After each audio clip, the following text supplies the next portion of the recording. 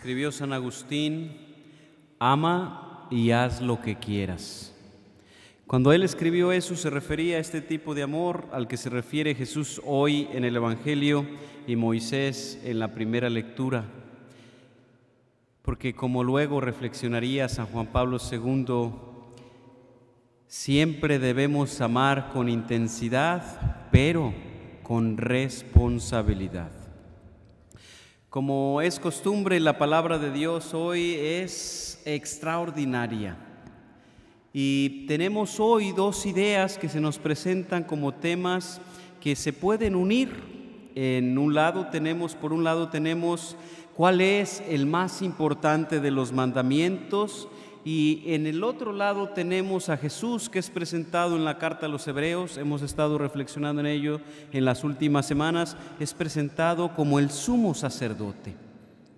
Pero quizás el tema principal es cuál es el primero de los mandamientos, el más importante. La mayoría de las veces nosotros también nos preguntamos qué es lo más importante, lo más esencial de cada una de las cosas. No es extraño que alguien pregunte al Padre qué es lo más importante de la misa, y algunos piensan es el momento de la transubstanciación en el que las especies se convierten de pan y vino al cuerpo y la sangre de Cristo, y se olvidan del culmen de la misa en el que yo puedo recibir físicamente la totalidad de Dios y convertirme, hacerme uno con Él. Algunos otros se preguntan qué es lo más importante de esa receta cuando están cocinando, o qué es lo más importante de esta clase. Es algo que está en nuestra naturaleza. Entonces, pues es entendible que este escriba haya ido con Jesús a preguntarle: maestro, ¿cuál es el más importante de los mandamientos? Si tenían 613 reglas que seguir, pues se preguntaría cuál de todo eso es lo más importante. El otro día fui a visitar a los niños en su retiro, los niños de 5º grado, y estaban hablando sobre el cuerpo de Cristo. Y fui a preguntarles, estaban sentados por grupos, y les hice una pregunta: ¿cuál es la parte más importante de nuestro cuerpo? Y unos dijeron: los ojos, las manos, los pies, la boca y el corazón. Y me llamó la atención que ellos dijeran eso, y les pregunté ¿por qué se les parece importante? Y dijo un niño: porque a través de los ojos podemos mirar a Cristo en la Eucaristía. Otro dijo: porque con las manos lo podemos recibir. Otro dijo: porque con nuestras manos, con nuestros brazos, podemos abrazar a nuestros papás y a nuestros seres queridos. Otro dijo: porque con los pies podemos ir a la iglesia. Y otro dijo: porque en el corazón podemos sentir el amor de Dios y de nuestros padres a nosotros. ¡Wow! Pero me llamó la atención un niño muy inteligente que dijo algo muy interesante. Dijo: lo más importante de nuestros cuerpos es Dios. Y yo me quedé con los ojos abiertos. Los seminaristas tenemos que pasar muchos años de formación y tenemos que tomar una clase de antropología cristiana y de discernimiento. Para darnos cuenta, en esa clase se nos explica cómo el núcleo de nuestro ser, la esencia más pura de nuestra propia persona, es Dios mismo. Santo Tomás de Aquino, en la Edad Media, su gran propuesta fue el actus essendi, es decir, la participación que Dios nos da de su ser a cada uno de los seres. Nosotros, sin que Dios nos participara su ser, no podríamos existir. Entonces aquel niño tenía razón. Lo más esencial de nosotros mismos es Dios mismo. Impresionante. Creo que los papás de los niños de la escuela aquí están muy orgullosos de ellos, como yo estoy también de estos niños que además son sabios. Hoy el Evangelio se trata de eso, de lo que es esencial, el más esencial de los mandamientos. En el Evangelio se nos cuenta cómo un escriba se acerca a Jesús para preguntarle sobre el más importante de los mandamientos.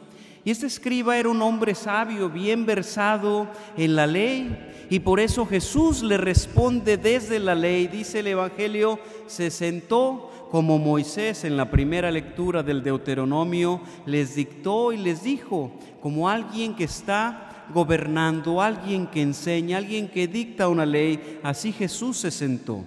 Cuando Jesús le responde, entonces el escriba rápido le contesta a Jesús, lo has dicho bien, maestro, porque tienes razón, solo tenemos un Dios. Y entonces Jesús mira a aquel hombre que además es un hombre bueno y le dice, no estás lejos del reino de Dios.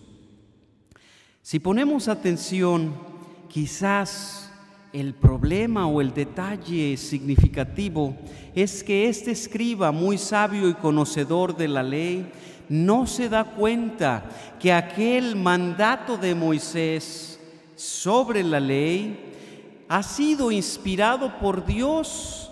Más aún, que aquel Dios al que Moisés se refiere es Jesucristo mismo, que está enfrente del escriba, pero el escriba no se da cuenta de eso. Jesús entonces le confirma al escriba frente a él el más importante de los mandamientos y le dice el Shema. Escucha, Israel, amarás a Dios con todo tu corazón, con toda tu alma, con toda tu mente, con toda tu fuerza. Y ese Dios soy yo. Literalmente le está diciendo eso. ¿Por qué habla Jesús del corazón? Porque el corazón representa la profundidad de cada una de las personas. Allí tomamos nuestras decisiones y de ahí partimos a hacer todas nuestras acciones. El alma es la totalidad de nuestro ser. La mente se refiere a nuestros pensamientos y nuestro entendimiento, y la fortaleza o la fuerza enfatiza que el amor a Dios no solamente es un sentimiento que surge espontáneamente, sino que es un compromiso que nos llama a poner todo nuestro ser y cada una de nuestras acciones y toda nuestra energía para amar a Dios. Técnicamente entonces Jesús le está diciendo a aquel escriba, me tienes que amar de la manera más profunda a mí, pero el escriba, como muchos de nosotros, no se da cuenta. Y literalmente también el escriba está cerca del reino de los cielos, porque él está enfrente de Jesús físicamente, y Jesús es el Rey, el dueño del reino de los cielos. Fíjese cómo la segunda lectura describe que Jesús es el sumo sacerdote y que está sobre los cielos y que no tiene ninguna necesidad. Si está arriba de los cielos, más allá del cielo, es porque Él mismo es el dueño de los cielos, del reino de Dios. Hasta aquí es extraordinario. Pero Dios nos pide que amemos entonces, le amemos incondicionalmente con la totalidad de nuestro ser. Y dice que es el más importante amar a Dios con nuestra totalidad y luego a nuestro prójimo como a nosotros mismos. ¿Se fijan cómo de manera perfecta Jesús pone juntos estos dos mandamientos? Y le pide al escriba que ame a Dios arriba, a su prójimo allá, como a sí mismo aquí. Un triángulo perfecto de amor. Si separamos nuestro amor a Dios de nuestro prójimo, entonces puede llegar a ser solamente una abstracción, algo que está en nuestras ideas. ¿Cómo podemos amar a Dios que no vemos si no amamos a nuestro prójimo que sí vemos y que tenemos enfrente? Entonces se convierte solamente en una idea. Si separamos el amor a nuestro prójimo del amor que tenemos que tener hacia nosotros mismos, entonces puede ser solamente un amor aparente, vacío, una proyección. Y la mayoría de las veces nos olvidamos de esta última parte de este mandamiento, amar a su prójimo como a nosotros mismos. Y muchas veces no nos amamos a nosotros mismos porque no nos cuidamos, porque no nos protegemos a nosotros mismos. Por eso es muy importante que estemos atentos y podamos discernir y que podamos amar auténticamente y con la totalidad de nuestro ser a Dios y a nuestro prójimo como a nosotros mismos. Si no nos amamos a nosotros mismos, ¿cómo podemos dedicarle y darle la totalidad de nuestro corazón, de nuestra alma, de nuestra fuerza y de nuestra mente a Dios? ¿Cómo podemos amar a los demás si no nos podemos amar a nosotros mismos? El que se ama a sí mismo, se respeta a sí mismo, cuida de sí mismo, promueve y protege su propia vida y su propio ser. El que se ama a sí mismo puede ser libre para amar, para ser auténtico, agradecido y generoso. El que se ama a sí mismo y ama a Dios sobre todas las cosas, entonces puede sentir esta llama de amor viva de la que hablaba San Juan de la Cruz.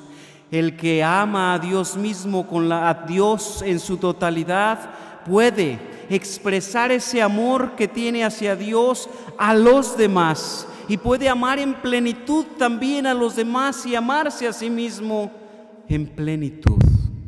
Porque su corazón arde de amor, porque el amor mismo es Jesús. ¿Y cómo podemos concretizar y cómo podemos amar a Dios con totalidad y a nuestro prójimo como a nosotros mismos hoy, en esta semana? Muy sencillo. Esta es una semana histórica para los Estados Unidos y para el mundo, las elecciones del país más poderoso del mundo. Como católicos, nosotros tenemos la responsabilidad de votar libre y conscientemente, bien informados acerca de las opciones que se tienen, y tenemos la responsabilidad, obligación de votar por aquella persona que consideremos que puede traer el mayor bien a esta gran nación. Por eso, para practicar el amor a Dios, el amor a nuestro prójimo y a nosotros mismos, una de las acciones que podemos hacer es ir a votar conscientemente, con responsabilidad, por el que creamos que es capaz de traer el mayor bien a esta gran nación. Atrevámonos a amar a Dios con todo nuestro corazón, con toda nuestra alma, con toda nuestra fuerza, y a nuestro prójimo como a nosotros mismos, votando.